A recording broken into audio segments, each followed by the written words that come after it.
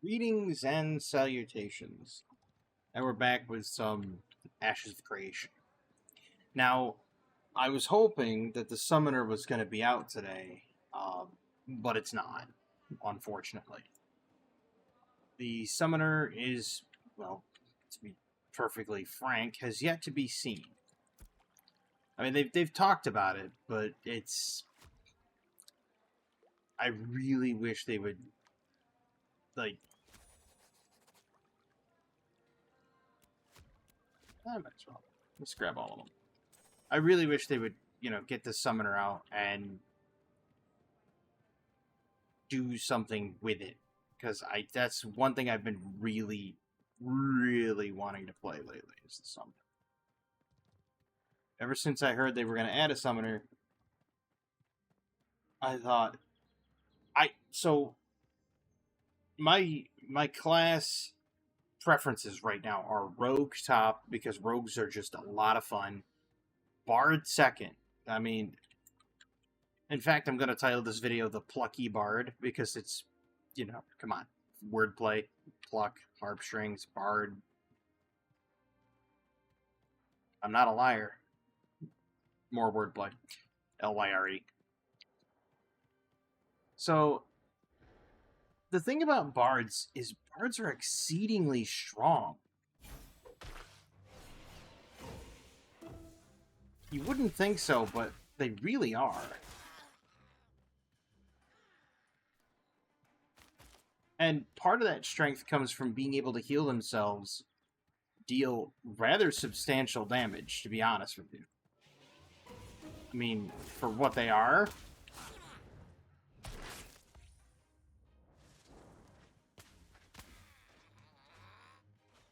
I mean, I honestly don't need help from other players. I really don't. Because bards can take on 3 to 4 mobs at a time in early levels. It's ridiculous.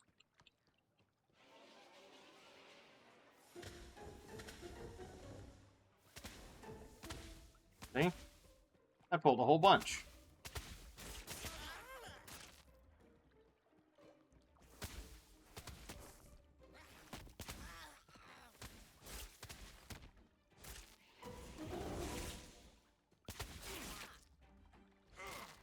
And then you just heal yourself.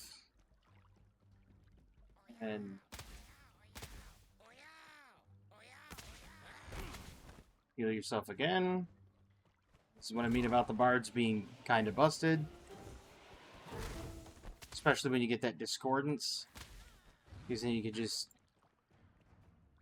repeatedly heal yourself and use the discordant thing and just drop them with the DPS there.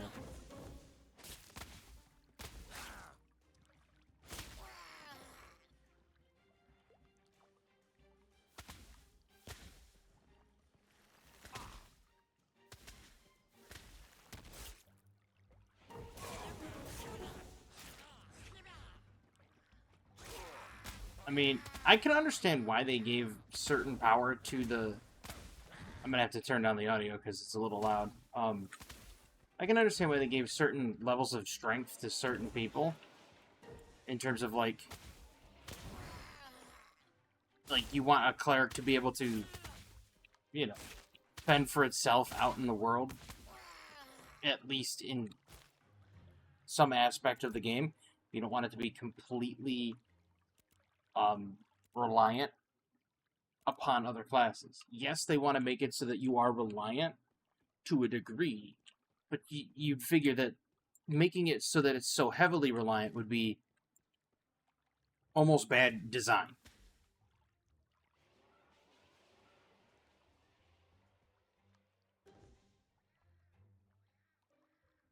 Nope, he's out of aid. He's off.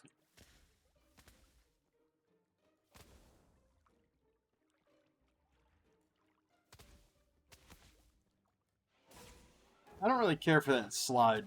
I mean, it helps. Pardon me.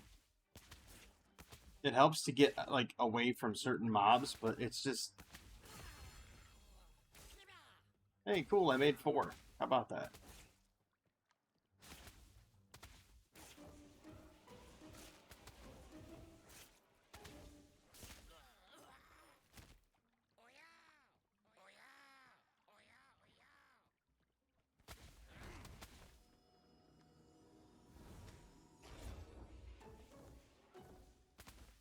Dude, I didn't need a heal. I'm a bard.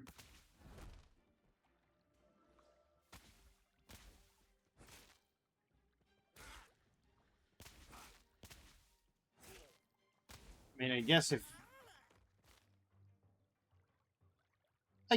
it's not a bad thing that they offer up healing, but it's not necessary. I think bards can really handle themselves.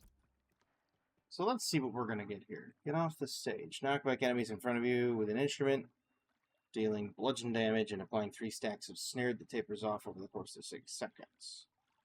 Also applies disarm to targets with staggered, which is what Discordance gives, is staggered, which is... where is it? Flourish is just always there. Where did this come from? Discordance. I don't remember that. Menacing Melody. Cathartic Melody. See, that right there is ridiculous. Like, you can get all the melodies and then just be insane. You'll see. Alright.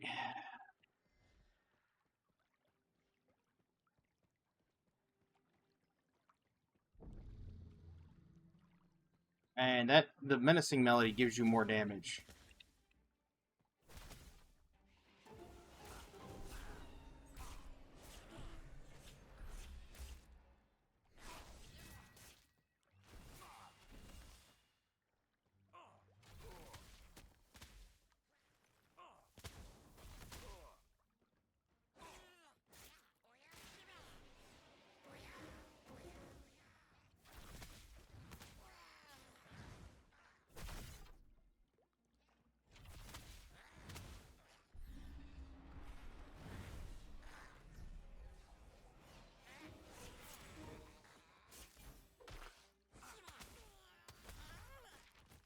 So that was 4 mobs all at the same time, and my mana is, as you can see, hardly even spent. And they were level 4s and level 3s.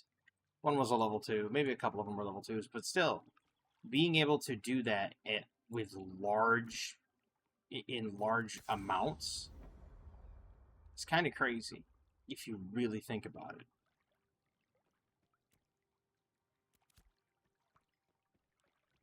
It's not something that you would normally... I have to do this over here.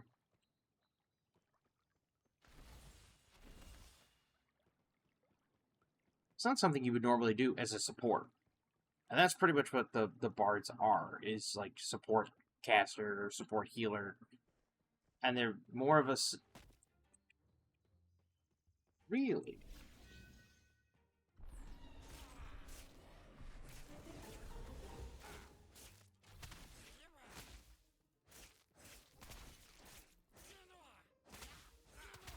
I mean, the fact that the quick wit ability gives you a heal and then heal over time is kind of nuts. Realistically. I mean, you're getting a heal straight away, which isn't... I mean, it's not the greatest heal. It only heals for 150 healing power. But...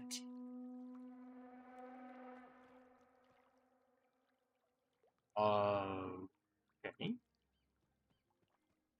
I'm not doing the Horns of Betrayal. Nah. Ignore that. I'm gonna ignore it so that I don't have to rejoin it. I just wanted to do Lay of the Land.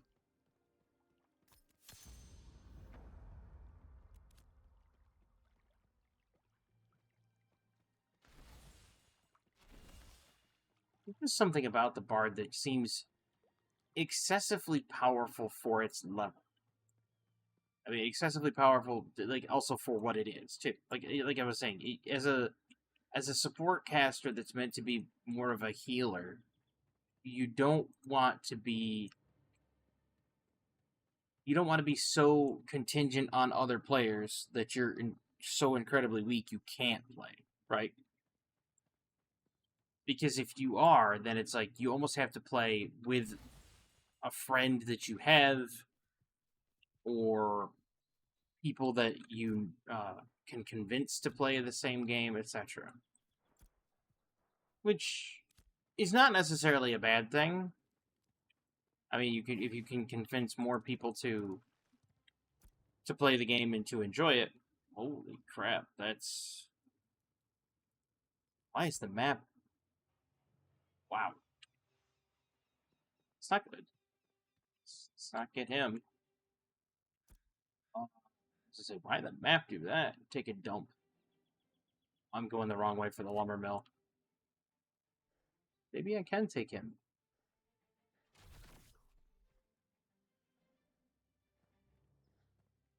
Nope. I'm not even going to try it.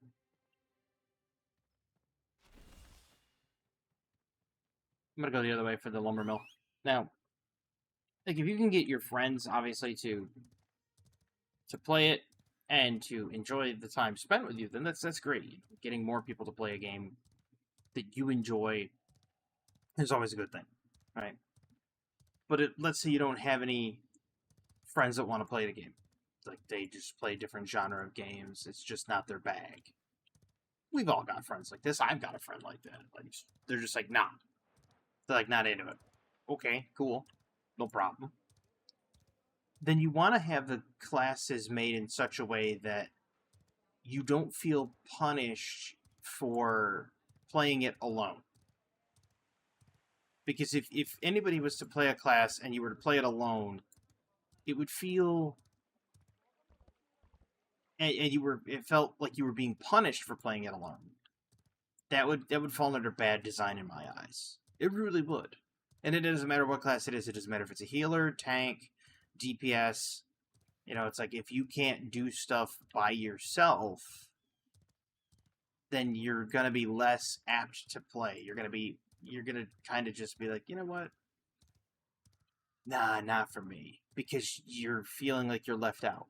And you feel like if you're not partied with somebody or something like that, you will be left behind, left out, and maybe just cast aside. Who knows? And that's always a constant balance issue for certain people. If you think about it, right? Like, let's say you're a developer and you go to make a game. And you're like, well, I want to make the game so that people enjoy the game, but I want to make it so that they can enjoy it either alone or with others. So you have to balance the game around a player being alone playing the game, but you also have to balance the game around a player being in a group. Now, how can you do that without it being broken? Like, so if, let's say you balance it around group play. So the Bard with a tank is amazing, per se, right? What part of that makes it amazing? Is it because the Bard has the tank, or is it because the tank has the Bard? Or is it a bit of both? So how do you rectify balancing it around that and then having it so that they're still perfectly fine by themselves? That becomes the issue with balancing classes around a group setting versus balancing it around an individual setting.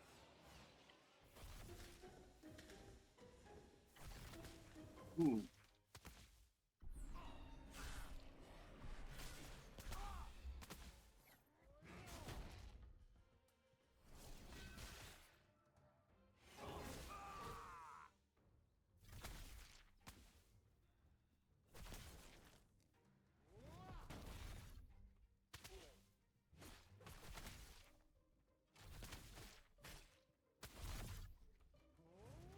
Oh, did I not do my melody? That explains why I'm not doing a lot of damage.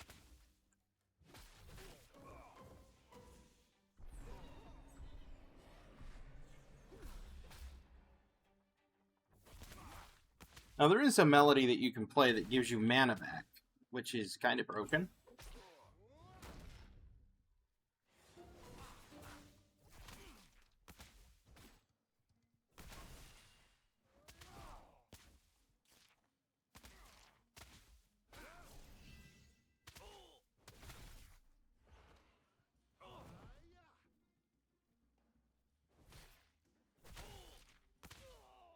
They always take forever. Matter of fact, let me bring up the skills. It is that one, Pensive Melody. And if we do this, and we confirm those choices, and we switch to the Pensive Melody, we now regen mana, which kind of is even more busted than before.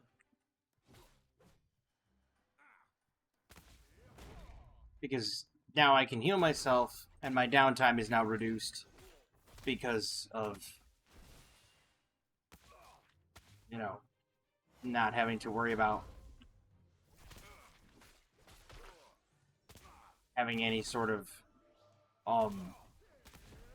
downtime with the Pensive Melody and everything.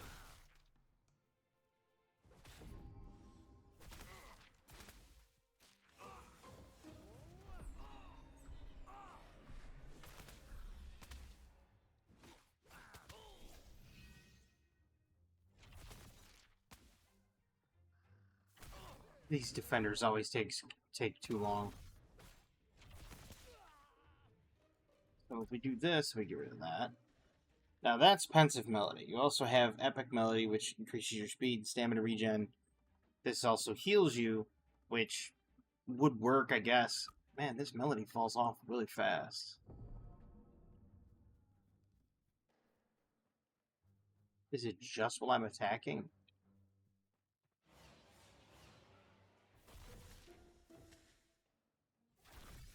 Or it's just not working now. Okay.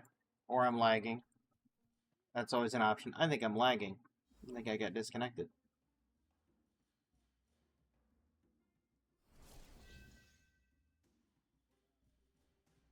Yep. I believe I got disconnected. But you kind of see what I'm getting at with the whole, you want to balance the game in such a way. And I think the Bard kind of upsets that balance ever so slightly. Now, it might change in later levels, and of course I haven't made it there yet, because 2 reasons. I've mentioned these reasons before. First, I don't want to burn myself out on the game. That's first. I don't want to burn myself out on the game at all. Server, yeah, failed to connect. Yep, server went down. So, I don't want to burn myself out on the game, number one. And number two, I don't want to play it so much that when it comes out, I know where everything is. I want there to still be that sense of adventure and that sense of continuation of the adventure, which is not the same as burnout. Like, as you can see, I've made pretty much every class right now. I've got, my rogue skill dugger, stab blade, so on and so forth. And I like trying the classes and seeing how they've changed. Now, the bard is pretty much the same from when I first played it. The ranger changed a little bit. I think they did buff some of the earlier damage, and it works a little better. The fighter seems much better, greatly improved from what it used to be. Like, okay, apparently they just don't want me playing my bard. Maybe it was just the skill choices, but there is, with the fighter, I think there needs to be a change. And I'll point that change out when I get in here. And I think it would be a worthwhile change. I think it would make it so that the fighter doesn't feel as restricted. So there's Form of Ferocity, but Lethal Blow is what should be one of your first abilities, right? But you don't get Lethal Blow until here, and then you get Lethal Blow, when you overkill with it, it restores health and mana from damage dealt. One of the first things they give you is, like, Form of Ferocity and then Overpower. Overpower is incredibly weak.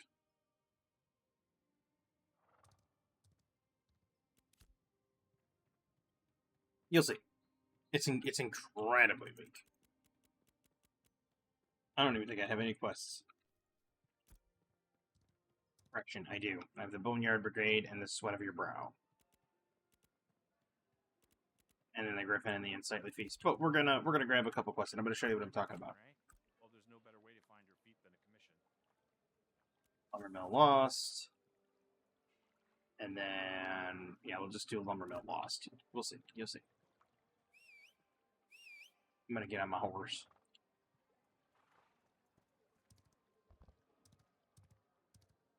And I think fighters are good. They're not what I would say is a preferred class. For me, anyway.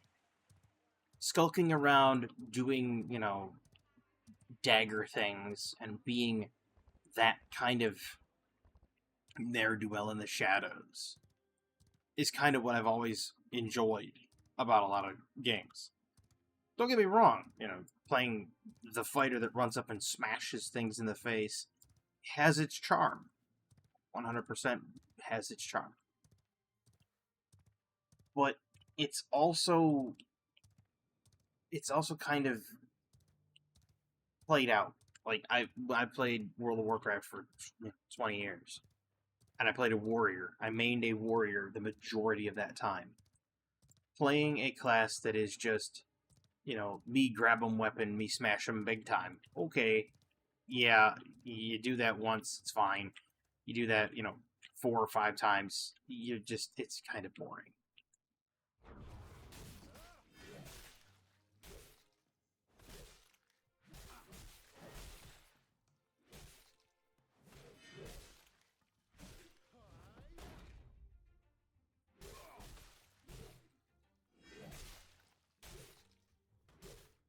Of course, he's blocking the attacks.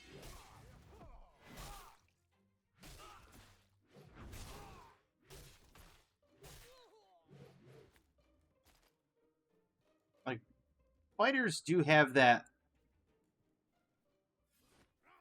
whole, you know, gotta smash it with a big weapon kind of thing going on. But that right there, when you get the overkill and you get your life back, it helps.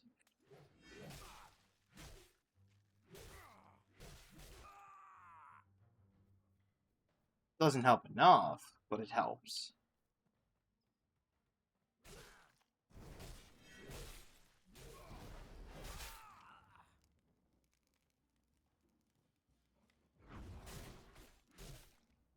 I probably shouldn't have done that because it's a defender.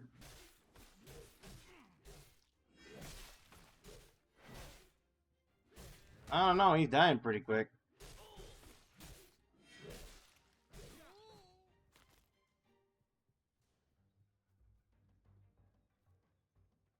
They're more of a one-to-one fighter. I think if you were to take a fighter like this and try to put it into a combat situation where there's multiple enemies, you could start seeing the hindrance. You could start seeing where it's not as fluid. It feels kind of weak. But at the same time,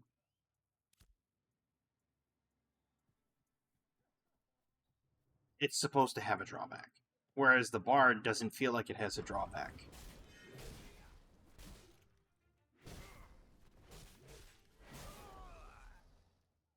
Yeah.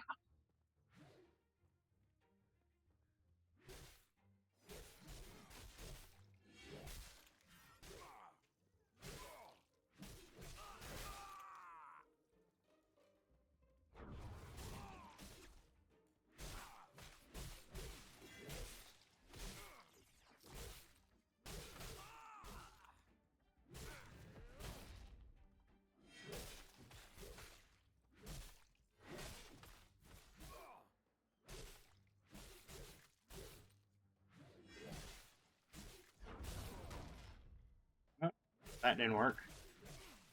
These highway defenders are always a problem.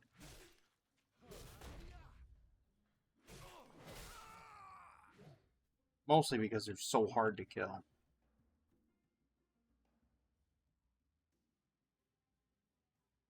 But fighters have that panache where they are fun. I won't say that they aren't. that appeal comes in, and that fun comes in, where you just charge into combat and smash things in the face. Well, who doesn't like that? Like, who doesn't have like going into the field of battle and then just smashing something right in the dome? Everybody likes it.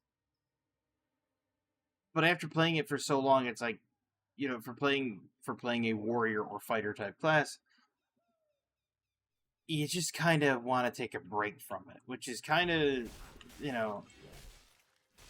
one of the two reasons I want to do Rogue as a main when the game comes out, which is going to be a long while.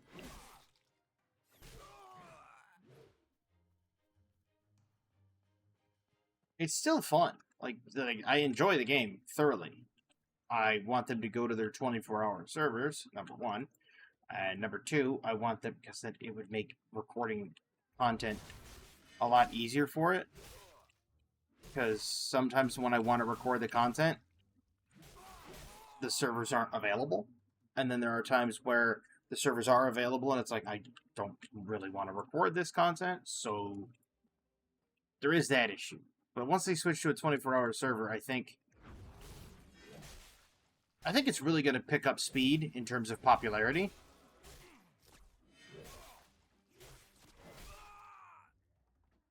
I mean, I think the game's popular enough. I think that there's a lot of things that went and helped it become as popular as it is. I mean, there's a lot of, if I was to say that there are certain people that made it popular or helped make it popular, I think that would be, I wouldn't be remiss in saying it, but it would anger a lot of people. Lately, he's a hot topic. And that's Pirate Software. So, a lot of people don't like him because of the whole Stop Killing Games initiative and his stance on it. The way I see it is this. I really don't care either way. Right? If a company stops putting out service for a game, whether it be a server or allowing you to control or allowing you to own it single player, stop buying their product.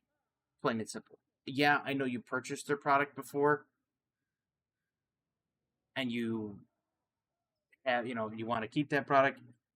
Well, that's kind of why physical media is a thing. But they did away with physical media. Why do you think that is? I could have told you ages ago why they were doing it. They say, oh, well, it's to make it easier, so that you have, yep, you're going to die because the guy got a crit.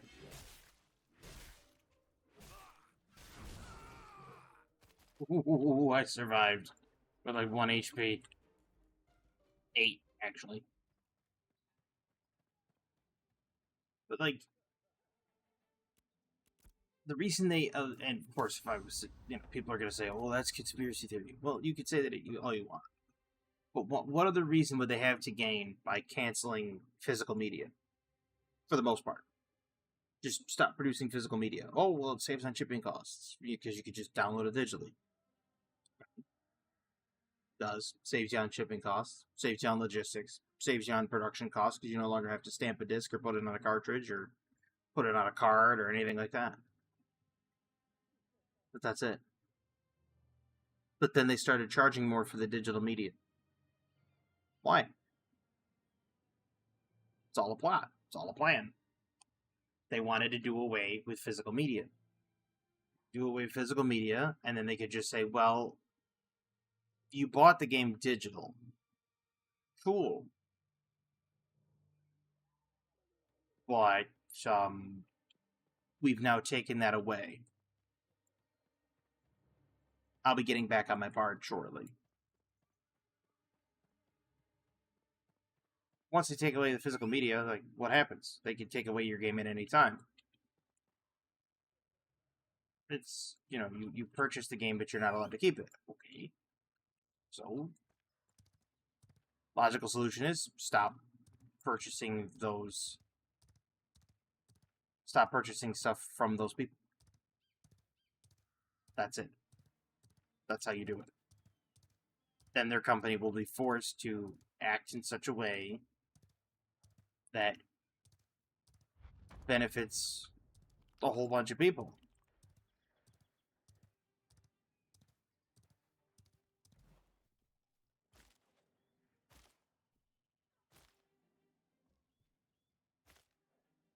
Just claim my loot. Well, okay, I can't, so much for that. Let me switch my character here so I can get back on the Bard. But it was because of him that I think Ashes of Creation has picked up in popularity. Because he started playing it, and there was a lot of people that were watching him play it, and they thought, okay, this looks fun. And so they figured it's worth getting to see, and they wanted to know more about it, and then that's how you get that guerrilla art, the guerrilla advertising going. They did the same thing with like Apex Legends, except it was a quicker form of guerrilla marketing with Apex. With Apex, it was, you have to do. It was, hey, they're bringing out this game, and then as soon as they brought out the game, they were like, oh, well, we're bringing out the game at this point in time. Okay, cool. They launched the game. They handed it out to a few streamers and handed it out to a few content creators and said, here you go, try this new game we're working on. And these people did. And what happened was,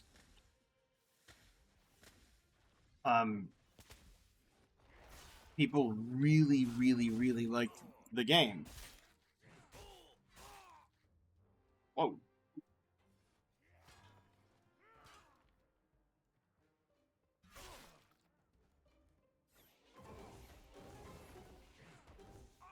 Yep. Those smashed me right on the dome because that was not good. They have that leap attack that does like 96 damage.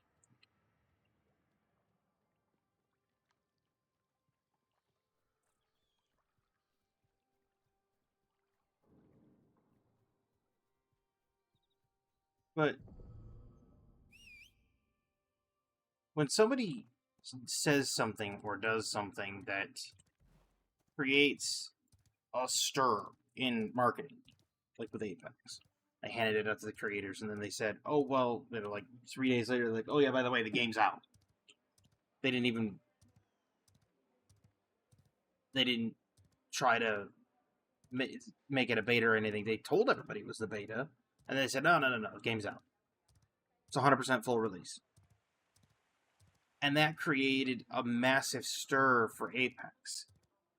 What killed Apex to a point where it's not played as much is the monetization.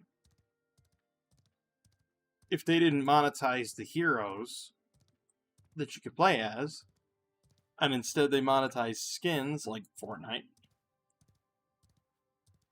you wouldn't have had the precipitous downfall of players. I think people still would have played that, and of course, cheating was rife because it's a free-to-play game, so who cares if they lose an account? They'll just go out and make a new Gmail account and sign on. And it's like, well, here's what you do. Instead of making it for a person, like, you say, this person was cheating, so you just ban the account. No. You want to stop the cheating? Here's what you do. You ban the IP. First offense, you ban the IP. They were caught cheating. Ban of the IP, 100%.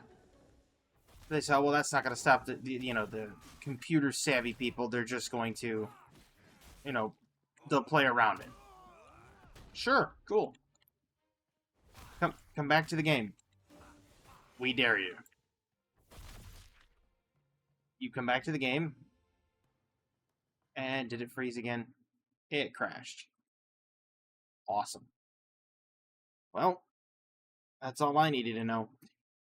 It's not wanting to be recorded today. I'm going to say this final thought before I sign off. So when they come back to the game after you've done the IP ban, right, for the first offense, they come back to the game, they start cheating again. What do? Hardware ban.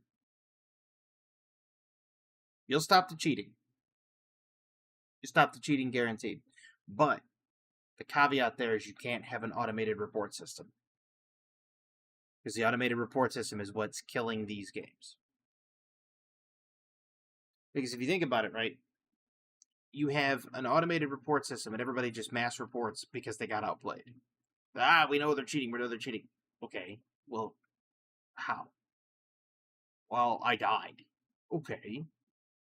How's that them cheating? That could just be you being bad. But they don't ever think that. Players don't sit there and go, oh, well, I was outplayed. Every single time I play a game, there are some times that you have suspicious deaths in, like, Call of Duty, for example, or in Apex. I couldn't hit anybody with a weapon in Apex. I always had to use the old reliable and just punch them. Other than that, I didn't get kills, really. I was awful at Apex. So if I died, it's like, hey, I got outplayed. Even in Call of Duty, I die. It's like there are some times where the hit hit registration and the hit detection is just a little bit off, and I'm around the corner and I die to a bullet and it doesn't say wall bang, and I'm like, wait a second, how'd I die to that? And then I see their kill cam and it's like, okay, if I'm playing standard, it's like, okay, I can see where I was, but it's still kind of sus, right? So it's kind of suspicious when you die like that, but at the same time, all the reports that go in is now an automated system. And it curtails the number of employees because obviously they don't want to have a whole bunch of people on the clock sitting there going, well, we have to figure out all these things that it's so why not?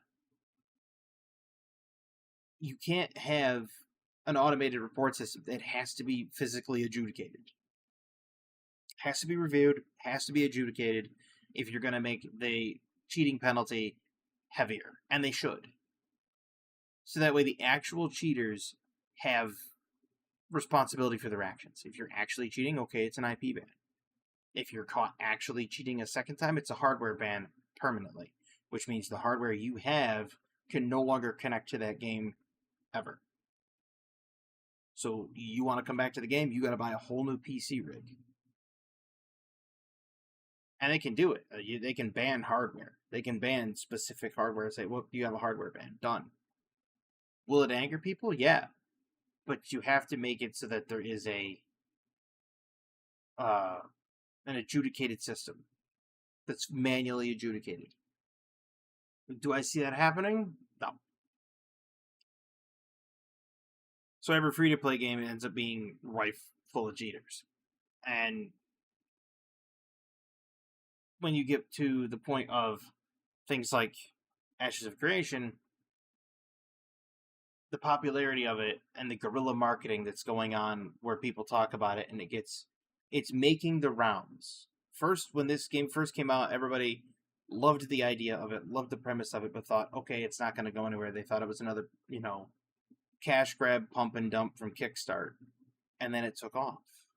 And they actually got servers, and they actually had play testing, and they actually had an Alpha 1, and people started playing it and saying, hey, wait, this is actually pretty good. Now, obviously, there's technical issues, but it's in Alpha. You can expect it to crash. You can expect the server to disconnect. These issues occur. These issues still occur in full release games today. So, if it's in Alpha and there's stability issues, it's a given. I have no issues with that. But it is because of Pirate Software. It is because of Thor that a lot of people heard about it. You figure he's got an audience that's hundreds of people, if not thousands of people, they watch him play. They watch him do things when he streams. Okay, so he's got an audience, and those people have friends, and those people are like, let me check it out. And so they'll go and they'll watch a streamer that is playing Ashes of Creation, and that's how the news is getting out about it. And it's the game's got a great premise. I'm waiting for the summoner. It's kind of a shame that I had 2 crashing issues, but such is the unedited lifestyle, and it didn't allow me to play my Bard. But I do like the Bard. Bard's got a lot of power, and I think they balance it well. Like I said, I have not played it to the higher levels, and maybe the Bard tapers off in terms of offensive strength later on, and it does this in lieu of having more of a support mechanism. But it having this offensive strength at a low level, same way with the Cleric having quite the offensive strength at a low level, I think makes it so that the game's easy to pick up and start playing, and then the difficulty slowly comes in. So I'll have to reserve judgment on how powerful they are until I can get to that higher level, until I can get to that point where I'm playing it at, say, level 10, level 12, level 25, so on and so forth. Fun factor, though, I still say Bard's number 2 for fun factor. It's incredibly fun to play and micromanage, using your abilities, positioning, healing, and playing it solo in that regard. It's quite fun. Not as fun as a rogue, but that's because rogues have the ability to just kind of skulk around and go to the back of a location and then just start dispatching opponents. That's kind of what the whole world's going to be about, though. You can be a bandit out there, get infamy, and be known as somebody that goes around being a rather unscrupulous skulldugger. That's not what I want to do. Game finally launches, I want to make a rogue, and depending on how well the summoner is, I will do a summoner backup as like a rogue summoner combo. If not, I'll probably do rogue bard. Maybe. Might pick it. I don't know. We'll see what the secondary class will be. But right now it's rogue summoner, but I have not seen what the summoner can do yet. So we'll see. I look forward to it. And when I make that rogue, I'm gonna make and sell weapons. I'm gonna be that bit of a ne'er-do-well that way.